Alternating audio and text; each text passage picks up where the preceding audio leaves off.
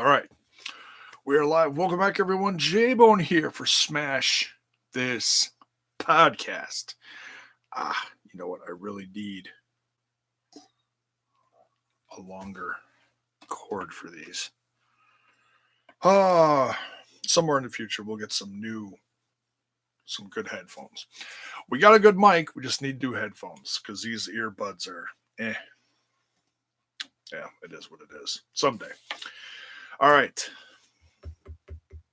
Getting back into the swing of things and watching some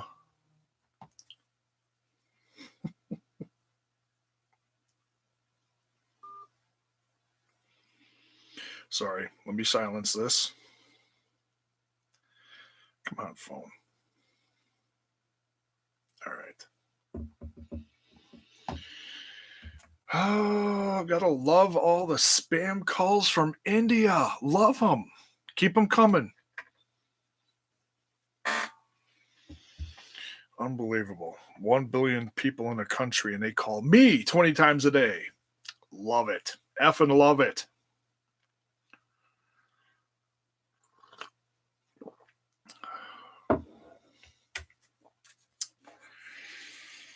Okay. MLW. Like I said, we're getting back into trying to get back on a regular basis, talking about things I used to talk about before I took my break. And wow, what a show to come back into. And I missed a few episodes. I'm not going to review the ones I missed, but I am going to try to take like a day's time, catch up on all, because there's like 5 or 6 episodes. So that's a good chunk of time to catch up on, a brand.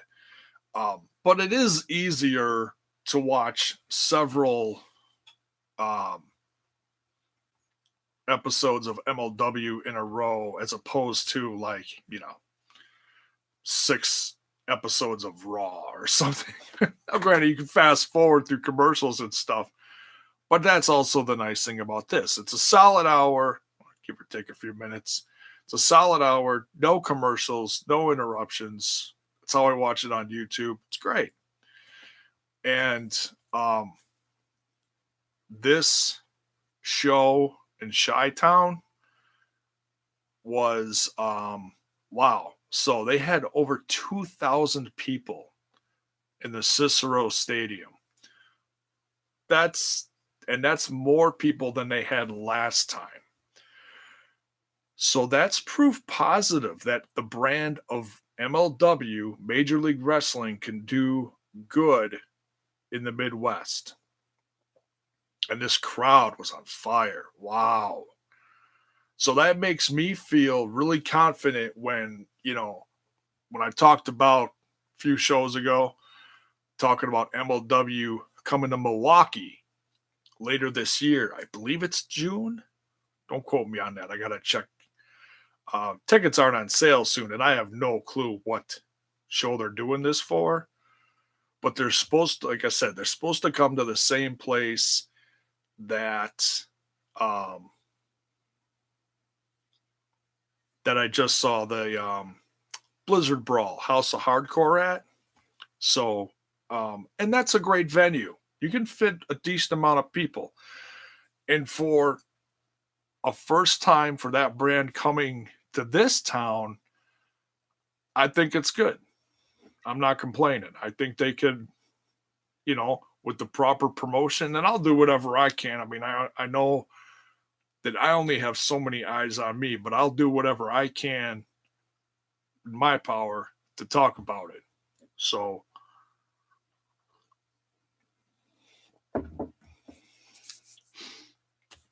but yeah, let's talk about this episode. Some debuts, some decent matches.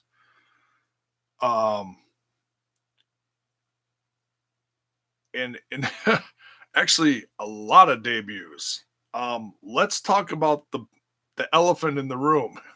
I talked a little bit about this yesterday, and I gotta say that after watching this, I was pleasantly surprised. Pleasantly surprised.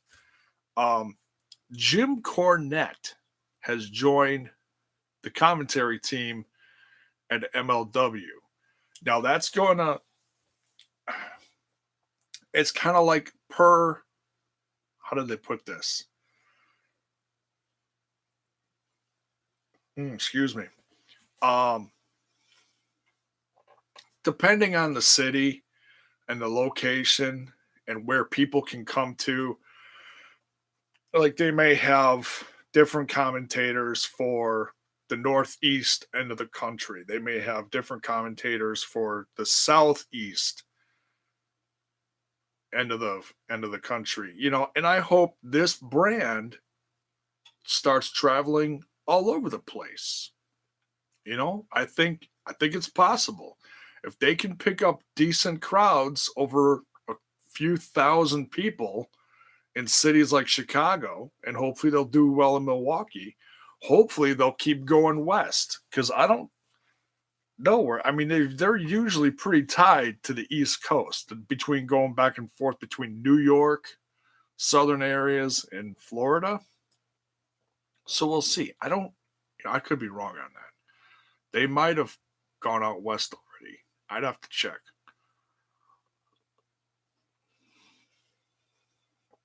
So, um, but yeah, Jim Cornette joining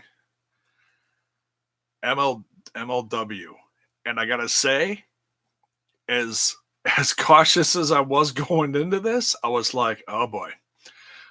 I tried to remember what he did for NWA, the um, the 70th anniversary show that was that last fall, summertime, whatever that was. Um, I felt he did a great service to that brand, along with I believe Tony Schiavone was a part of that too. Um, and his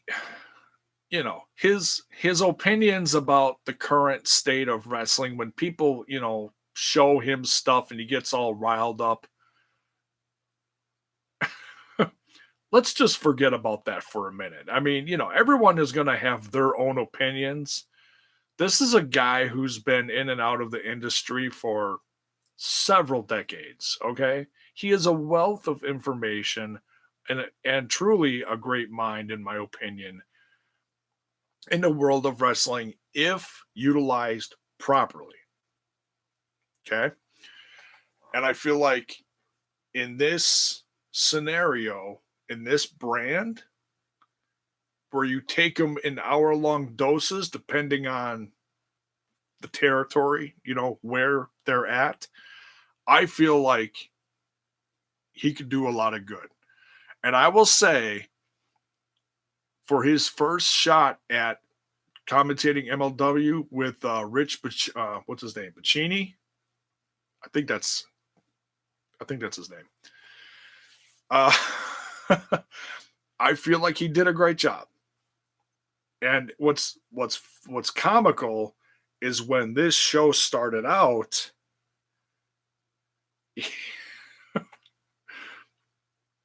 he started talking about this first match with the Lucha Brothers versus Team AAA, which was a combination of the Laredo Kid and Taurus from down in AAA.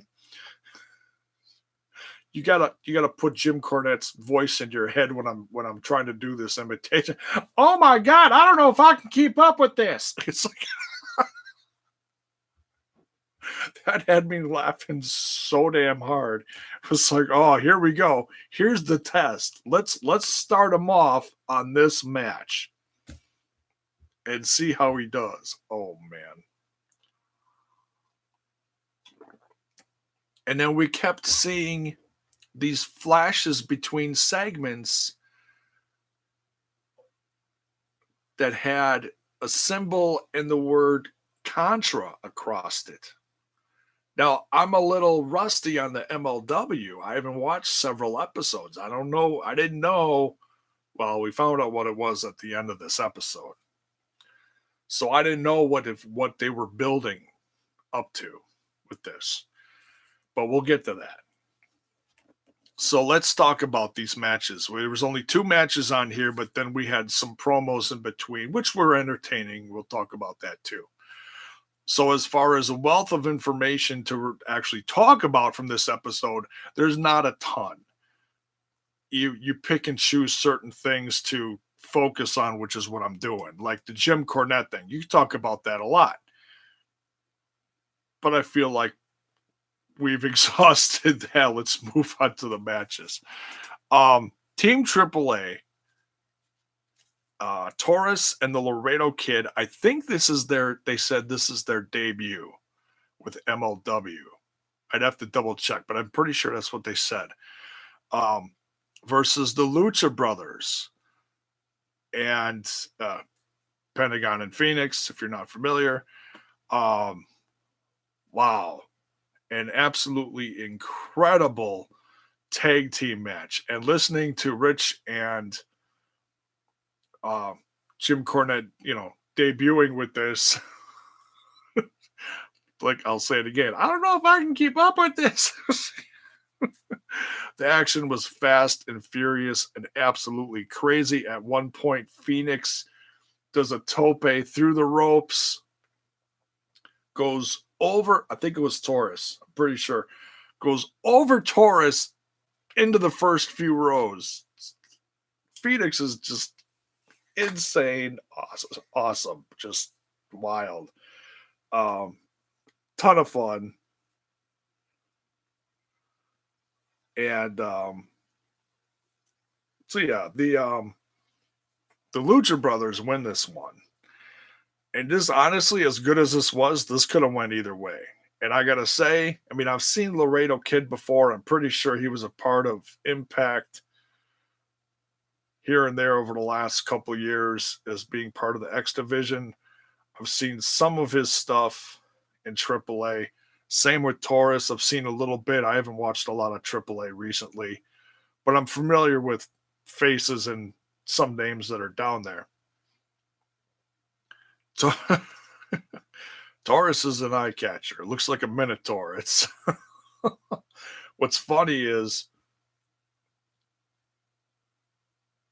I was watching this, was thinking about the minotaur, the mask with the horns and then I started watching Raw after dinner last night, and the first sign that I saw in the crowd said something like put Minotaur in the Hall of Fame, and I just laughed. I was like, wow, we just saw him. Son of Minotaur. No. Oh man. Too funny. Had to share that because that was one thing that put the connection between these two shows, as odd of a thing as that is, made me chuckle. But yeah, tremendous match between Lucha Brothers and Team AAA, Taurus and the Laredo Kid. We'll certainly see more of Taurus and the Laredo Kid. Say that 10 times real fast. From what I'm hearing. So, sounds like MLW is working pretty closely with AAA and some kind of, exchange, if you will. So, that's great to see. Brands working together. I don't have to see this guy on 10 different brands, but when you do mix it up, it is a lot of fun,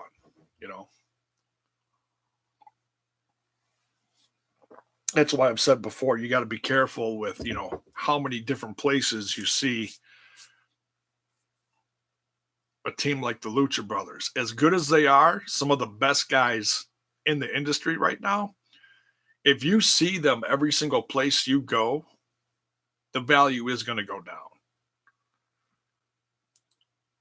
And I get that you have to do that in the beginning, get your face in as many places at once to build your value.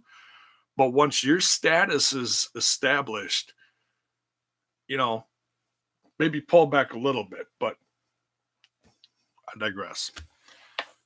It's not going to make me love them any less. They're still they're still unbelievable no matter where you see them. Impact, MLW, soon to be AEW. So, what's next? We see the Hart Foundation poolside, Teddy Hart and um,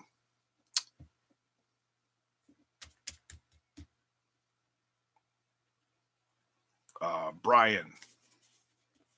Oh my God, brain fart. The new kid. Why can't I think of his name? The youngest version, the youngest member of the Heart Foundation. Oh my God, completely drawing a blank. Why can't I think of his name? I can picture him, long curly hair. Anyways, I'll think of it. They're poolside and they're talking about their championships that they have, and they announce, because there's three of them: Davy Boy Smith, Teddy Hart, and Flying Brian. No, that's not it. Damn it. Anyways, they talking to Teddy's talking into the camera, and they're letting them know that they are going to defend these Freebird style, which I think is pretty cool. So you never know when they're defending their championships, you never know which two out of the three you're going to get. And they also said coming soon is going to be the six-man championships, the six-man tag team championships. So that's that's something in the works, I guess, for MLW. I know Ring of Honor has a set that they defend in Ring of Honor and New Japan. I don't think New Japan has their own. Do they have one? Is it the six-man? Maybe they do. Wow, I'm rusty on some New Japan stuff. They have a crap ton of championships though. Wow. But yeah, it looks like we are getting a new set of tag team championships to be defended soon for the six-man in MLW. Great to see. So yeah, with the Freebird rules, causes a little bit of chaos. Tag team tries to prepare for their match, thinking you're going to get this guy and this guy, and oh no, it's this guy and this guy. It's certainly keeps them guessing. All three of them come out, you don't know what you're going to get. Pretty cool. Then we get a great promo from Richard Holiday and MJF. MJF actually doing 100% of the talking here. Richard Holiday kind of reminds me, and I know I've talked about him before, it's just been a while. And it looks like they're putting these two together as a tag team, a new faction of sorts. And I think you can put money on MJF. He is a former middleweight champion in this brand. Had to unfortunately give it up because of injury. And he's got the promo talent to sell you something. Love him or hate him. And I think these two could be significant. I'm going to have to brush up on Richard Holiday and see what he's done lately, but I'm sure we're going to see these two as a tandem in the ring together very soon, going after some tag team championship gold. And like I said, if you're not familiar with MJF stuff, please, future AEW guy, current guy to watch in MLW, among several other places. I know he was a recent champ in CZW. So we'll see where else he pops up. I know he's really getting, his value is really building. Let me say that, okay? I always compare him to, like the next generation of The Miz, something to that. And I mean that as the highest compliment. Whether you like The Miz or not, it's a compliment. So then we get into this last match of the two, second of the two, whatever. It's a steel cage match for the MLW Championship. Low key with Selena De La Renta going after the defending Tom Lawler. Constructive criticism here. I felt like the tag match. Talk about tag team stuff and get that stuck in my head. The cage match itself was good. The ending didn't make sense because it was pinfall, submission, or escape. They spent way too long on the outside of the cage clobbering each other, and then they have one drop and then the other one drop a second later. So I'm not going to sit here and tell you, oh, it looked like it was supposed to be the same, them hitting the floor at the same time. It couldn't have been. There's no way it could have been. Lawler hit first. I just don't understand why they spent that much time on the outside. Everything leading up to that, great cage match. Tons of great action. Just the ending was not thought through. It should have been done differently. Just one guy going out and then, maybe struggling to get down from another guy from the inside.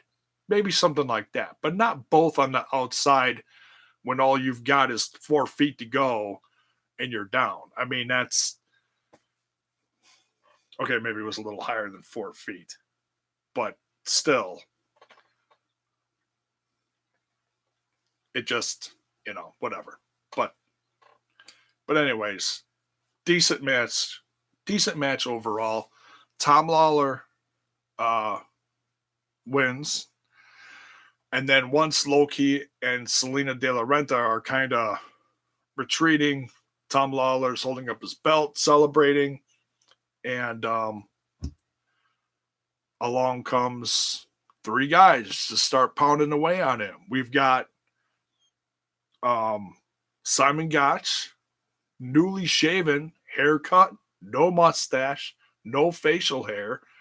So, I mean, it didn't even look like him until you look at the body build. And Simon Gotch has a, pretty identifiable body build. When you look at him in his face, he just has different look on top here. Facial with the hair and the haircut and everything. And then 2 newcomers. We've got Fatu, which is the son of the Tonga Kid. Remember the Tonga Kid from back in the day? Used to team with oh man.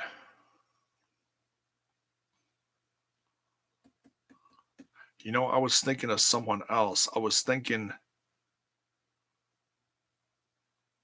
Rikishi, but I don't think it's the son of Rikishi. I got to look at the timeline. But nonetheless, to answer your question, yes, he is probably related to The Rock.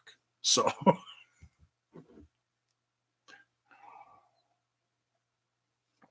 but I don't think it's the same guy that starred with The Rock in his latest movie in that one. Anyways. So, and the third guy is the Sheik. Now, I have not seen the Sheik. Okay, his name is Joseph Salame. I guess is his name, but he's known in the industry as the Sheik. I don't know what they're going to call him in MLW. But I have not seen the Sheik in a long time. He used to wrestle around here on a very regular basis. In fact, for a while, I believe he was Brew City Wrestling champ. When I'm talking about Brew City Wrestling, yes, home of the Brew City Bruiser, this neck of the woods. Also home to guys like Silas Young, okay? Milwaukee area. So I'm assuming he's from the Chicago, the Midwest area. Um, I could say I've had one encounter with this guy. Should I tell the story? I'll tell the story. We'll leave the names of the innocent out. Or not so innocent. I was dating a girl about, let's say, 10 years ago. So this goes back. This goes back before my current Mrs. J-Bone, okay? Was dating a girl, and we went to several local wrestling events while we were dating. We dated for about a year. Well, little did I know is that she started hanging around all these guys a lot more without me. See where this is going? So, needless to say, when I would go out with her and say we were hanging out at an after party for one of these shows,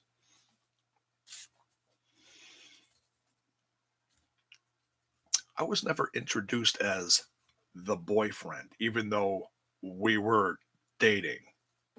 Okay.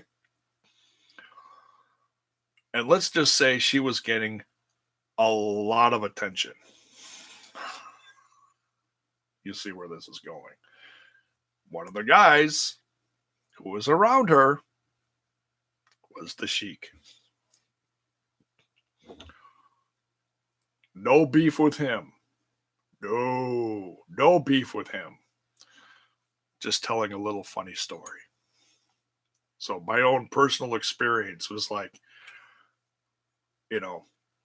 trying to have a relationship with this person over here and everyone else is crowding around her. And I'm like, wow, she's getting a lot of attention. Hello, boyfriend over here. Oh, well. Didn't last. Much better place now. But yes, one of the guys that was crowding around her was the Sheik. So, kind of funny that I see him pop up on my TV, or, my TV, almost 10 years later. It's funny. So, nonetheless, very interesting to see him on MLW television. We'll see where this goes. So, that's going to pretty much do it for this one. Only other thing I was going to add to this is was reading, catching up on the website a little bit, and I happened to see, it looks like Lawler's going to be defending his championship against Jimmy Havoc at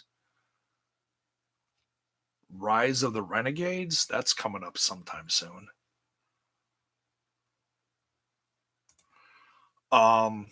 Rich Swann. See, now this all happened while I wasn't watching this on a regular basis, so I need to catch up on this so I can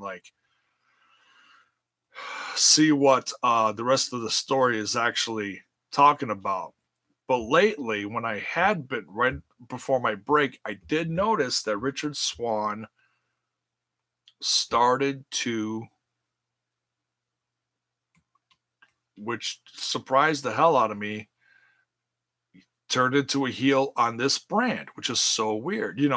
Same great smile, still dancing, but very cocky. Very cocky, whole lot of doing this. It was like, oh, you're telling the crowd to suck it. Interesting. All right. That'll get you over, kid.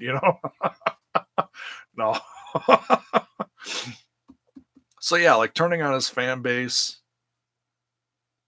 acting like a heel in the ring. Interesting. Did something to some official accidentally and roughed up an official. So he got fined and suspended. So I need to see this footage from, I'm guessing, a few episodes ago and see what led to this.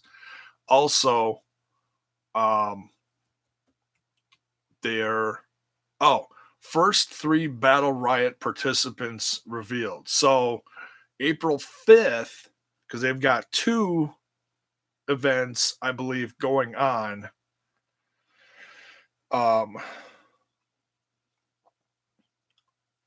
WrestleMania weekend.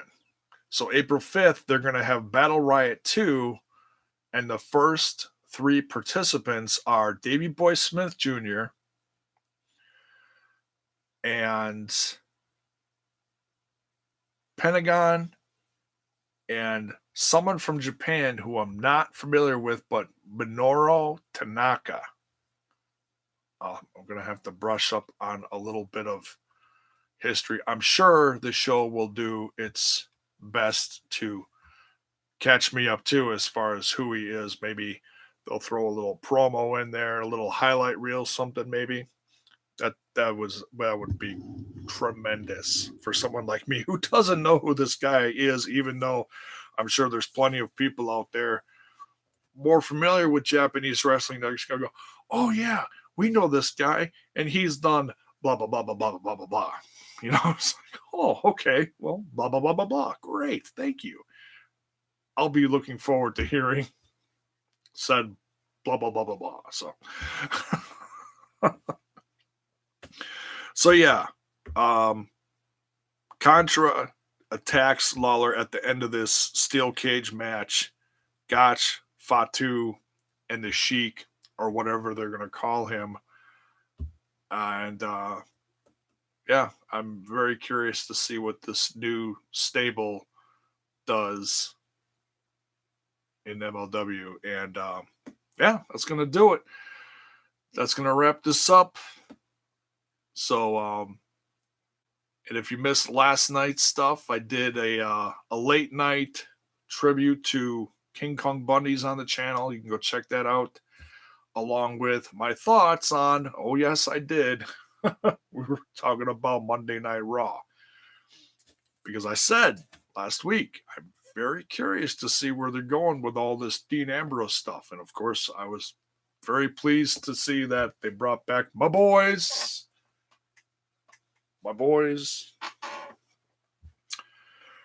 And they will be heading to Fastlane. So SmackDown is tonight. We'll check that out.